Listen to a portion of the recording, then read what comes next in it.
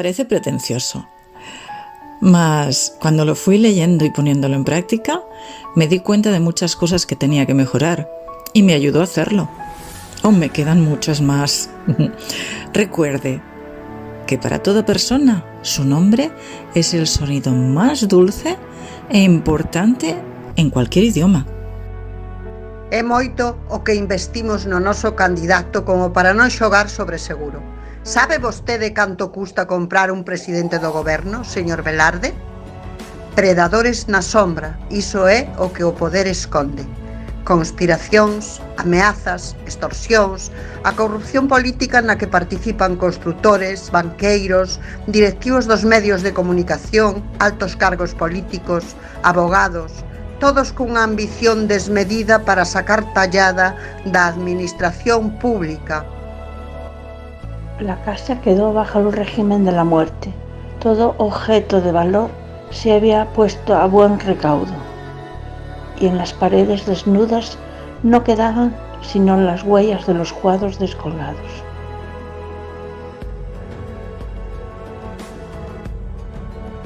Din que non se coñece un home ata que se vive con el, dixo a Evelyn.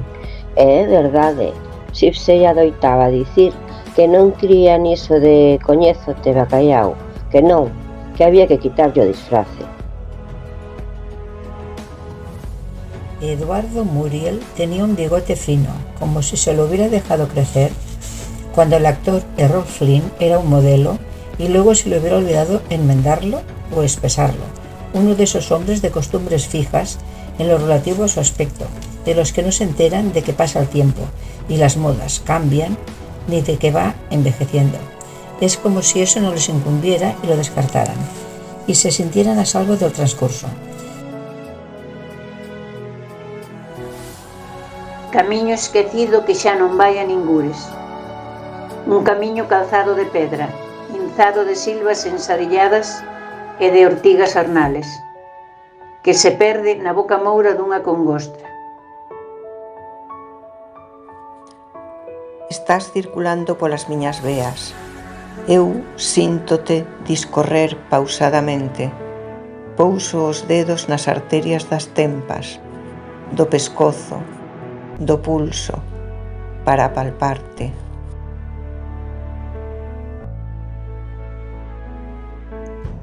Mactó, quizá teñamos unha oportunidade de ir á casa agora. Queres volver á casa? Pero se nos imos agora, non sei cando volverás a ver a papá, nin se volverás a velo.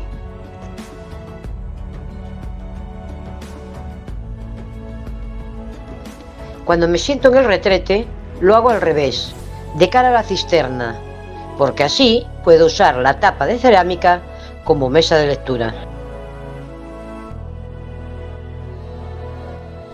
Só cando se teña cortado a última árbore, só cando se teña envelenado o último río, só cando se teña pescado o último peixe, só entón descubrirás que o diñeiro non é comestible.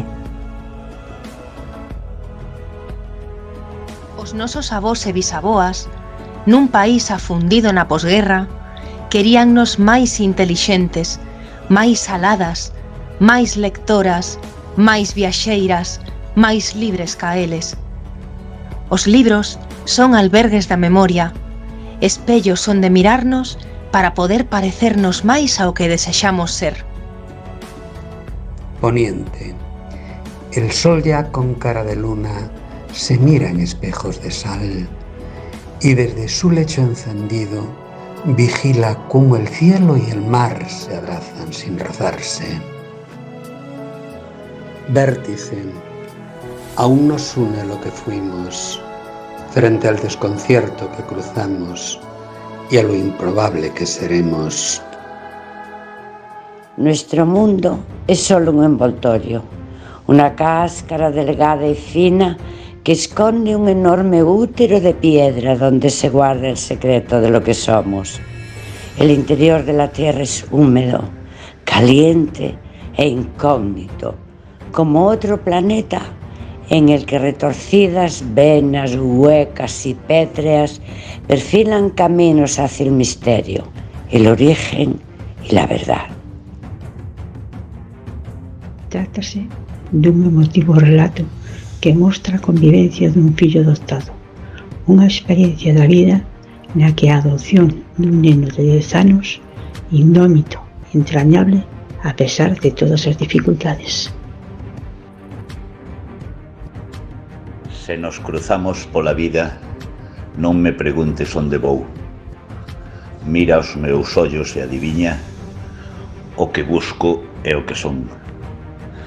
Non importa que peches a porta, gústame entrar polo balcón. Ao día seguinte deixo o oco da miña fuxida no teu colchón. Quizá la verdadera locura no sea otra cosa que la sabiduría misma que, cansada de descubrir las vergüenzas del mundo, ha tomado la inteligente resolución de volverse loca.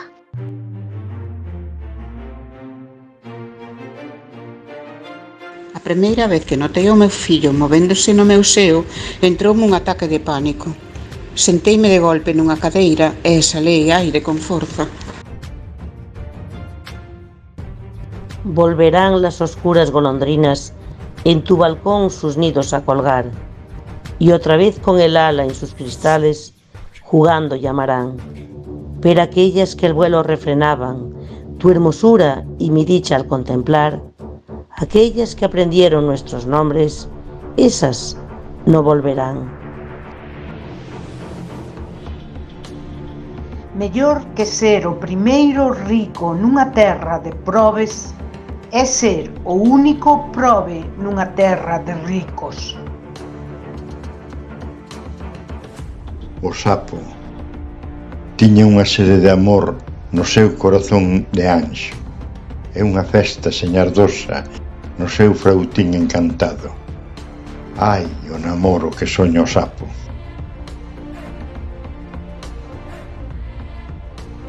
Las primeras luces del alba comenzaban a iluminar la ciudad de Breogán. Elvia se desperezaba, sentía mucho calor.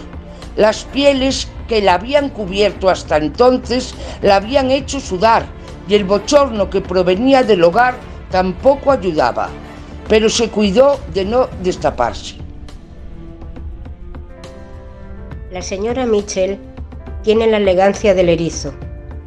Por fuera está cubierta de púas, una verdadera fortaleza, pero intuyo que por dentro tiene el mismo refinamiento sencillo de los erizos, que son animalillos falsamente indolentes, tremendamente solitarios y terriblemente elegantes.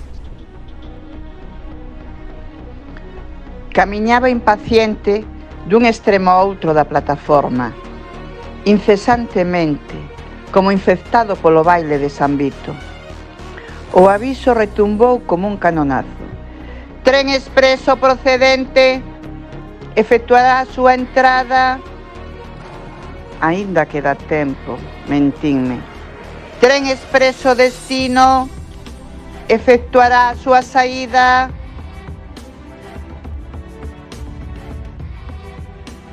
O abrazo axuda porque existe unha mensaxe implícita no que subxace un non che xulgo, compréndoche, quéroche como és, boteiche de menos.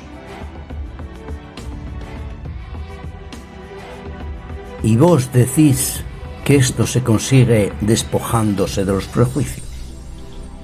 Decidme qué son los prejuicios y cómo se consigue deshacerse de ellos. Al no poder discernir en qué punto fui tan poco afortunado para ofenderla a usted, no puedo por menos que solicitar su perdón por algo que, en todo caso, fue enteramente involuntario. Créame que recuerdo con emoción y agradecimiento los días que traté a su familia en Devorshai. Moitos colonos son, xa se sabe, xente de ningunha parte, campesiños sin posesións, nativos dun pobo que xa non existe mergullado na auga. Son os primeiros poboadores, os encargados de reconstruir o mundo, como a Noé despois do diluvio. Si nada queda de estas páginas, esperamos que por lo menos algo permanezca. nuestra confianza en el pueblo, nuestra fe en los hombres y en la creación de un mundo en el que sea menos difícil amar. A voz é o medio que utilizas na vida cotiá para comunicarte cos demais. Ante eles apareces dun modo: postura, movementos, indumentaria e xestos involuntarios, que certamente dá unha imaxe da túa personalidade. Pero é a través da voz falada como transmites os teus pensamentos e sentimentos con precisión. Estas cartas que intercambiaron Marí, Eva e Irene, mulleres brillantes e independentes, dan testemuña do seu amor e armonía.